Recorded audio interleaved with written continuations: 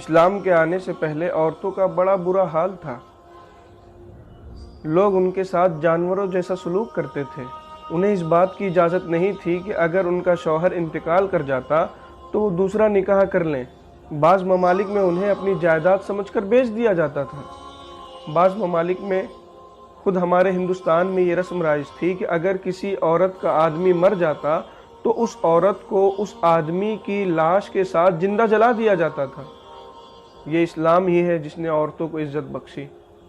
یہ اسلام ہی ہے جس نے عورتوں کو سوسائٹی میں اونچا مقام عطا فرمایا۔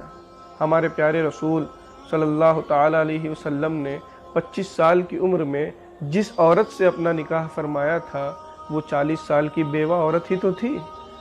ہمارے پیارے رسول ہی نے تو فرمایا ہے کہ تم میں بہتر انسان وہ ہے جو عورتوں کے ساتھ اچھے اخلاق کے ساتھ پیش آئے۔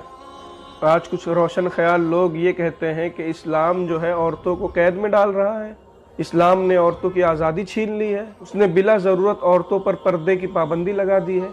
میرے دوست، ایسا نہیں ہے۔ ایک سفر میں ایک عالم دین سے ایک عیسائی پادری کی ملاقات ہوئی۔ عیسائی پادری نے اسلام پر اعتراض کرتے ہوئے اس عالم دین سے پوچھا کہ اسلام نے تو عورتوں کی آزادی چھین لی ہے، اس نے بلا ضرورت عورتوں پر حجاب کی پابندی لگا دی ہے۔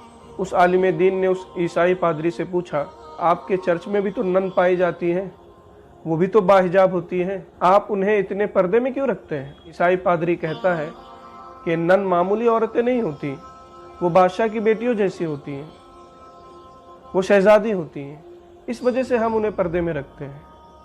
اس عالم دین کا جواب سنیے اور اسلام کے قانون پر قربان جائیے۔